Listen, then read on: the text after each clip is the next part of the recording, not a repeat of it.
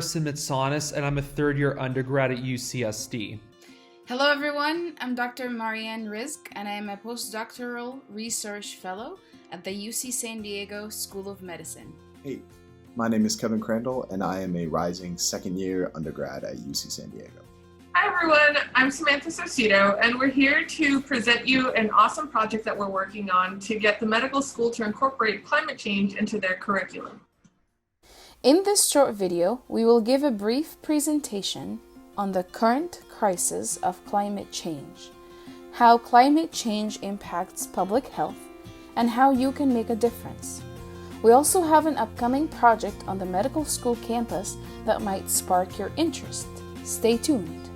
On a global scale, temperatures have been gradually rising from 1850 to 2010. So what will be the effects of anthropogenic climate changes on a global scale? The guaranteed effects of climate change are dire and diverse.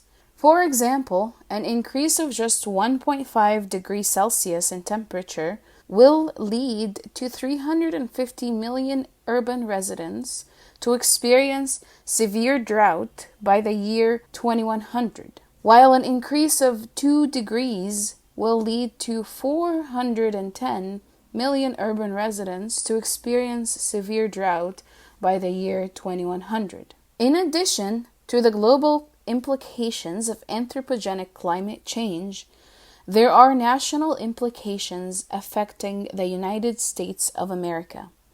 For example, sea level anomalies in coastal USA have been observed since 1961.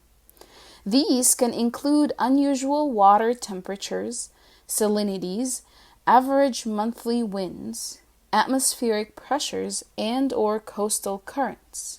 While the number of anomalies was below average from 1961 to 1970 and from 1979 to 1982, they have been above average ever since 1982. These changes will lead to dire implications for the USA coastlines. In addition to the global and national scales, anthropogenic climate change will also have a major impact on us locally. For example, if we continue at the pace we are currently on, San Diego County will see an average annual peak of temperatures 1.5 degrees to 4.5 degrees higher in 2050 than right now. In addition to an increased annual peak, the summer temperature peak will be considerably higher. Finally, this scaling brings us to you. How will you, as students of UC San Diego on the pre-med track, personally be affected by anthropogenic climate change? So we know what climate change looks like in a general sense, but how does it tie into public health? Well, we know that through climate change, we can expect an increase in the intensity and frequency of extreme weather events. And future physicians will be on the front lines of many of the effects of this. For example, there will be changes in vector ecology due to rising temperatures, increased rainfall and flooding, and heavier human migration. This is best illustrated in this graph right here on the right, which shows that after an extreme weather event, El Nino, we see an extreme rise in cases of malaria in the area. This presents a problem for physicians because right now there is no vaccine or cure for malaria. So if we see a rise in cases, we can expect to have a lot of problems in being able to sufficiently treat patients. Now, also, a problem that we will face will be rising temperatures, which translate into their own cascading negative effects on public health. For example, there's an increased risk of dehydration and heat stroke, which can exacerbate existing conditions like COPD or congestive heart failure.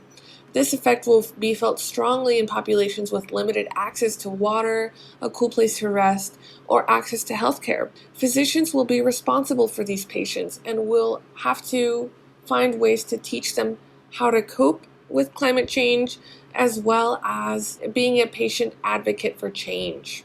Now, as for your personal sphere of influence, perhaps take a moment right now to think about what lifestyle habits you could change to make the world more climate friendly. For example, switching to a more vegan diet, or focusing on public transportation, maybe even just informing yourself about what's going on. For example, just by watching this video, you're already taking action on a personal level. Now, on a more collective scale, you're actually able to get involved on campus through the UCSD Green New Deal, which is a really great organization that aims to bring together undergraduate students, graduate students, faculty, and alumni in order to make the UC campus and its community a more climate-friendly environment. Locally, though, you can also join San Diego 350, which takes a focus that's broader than just the UC and is open to the whole community. This org pursues climate justice through education, public policy advocacy, and mobilizing people to take action. Your sphere of influence also extends to the government level. You can do this by voting, contacting your local representatives, protesting, going to town halls, writing letters, signing petitions, participating in civic action, and so on. Although more broad, this is a great sphere of influence to get involved in because it creates very long-lasting change. Now I'd like to shift gears a little bit to climate change and COVID-19.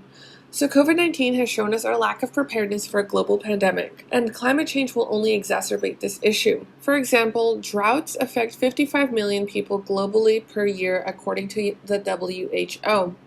Besides decreased food availability, water scarcity from droughts could impact our ability to regularly wash our hands and sanitize properly. Also, migration caused by an increasing number of natural disasters could inhibit our ability to respond to future epidemics or pandemics because higher population densities would make it harder to physically distance ourselves, but easier for diseases to spread. Also, there would be a higher demand for limited resources, which will impact citizens and healthcare providers. Just recall the worldwide lack of access to proper PPE throughout this pandemic of COVID-19. To make matters worse, climate change have reported on the risk of the Arctic tundra melting. You see, there are many dormant infectious diseases lying underneath the tundra ice. Many of them are potentially zoonotic, meaning that they could be transmitted to humans. And after experiencing the effects of COVID-19, I think we can all agree that we cannot afford an even higher strain on an already very impacted healthcare system. While COVID-19 has brought death and destruction globally, the one positive aspect of this pandemic has been environmental. Because of drastic changes in our way of life, such as stay-at-home orders, a major cut in transportation, etc., CO2 levels globally are at record low levels for the contemporary world. And Earth Overshoot Day, which falls on the day the Earth has exhausted the ecosystem of resources that the Earth can reproduce in a year, fell almost an entire month later than it did in 2019. The 11th Petersburg Climate Dialogue also occurred, with world leaders discussing tangible ways to have a green recovery from COVID-19. Now, if after hearing about all these issues and wondering how you can get involved, we have some great ways for you to get involved. If you're interested in getting involved with San Diego 350 and regional climate action, pause this video and scan this QR code. Another great way to get involved in climate action is to join our group, the UCSD Green New Deal. We have First Friday meetings the first Friday of every month. Feel free to pop in and hear about what we are doing to fight anthropogenic climate change. So in terms of what we want, our organization has four main goals that we advocate for. So we want to decarbonize by 2025, which basically means that we want UCSD to have zero emissions across the board by that date. In terms of teaching climate crisis and climate justice, we want to incorporate those issues into every UCSD class, ranging from a political science class to a visual arts class.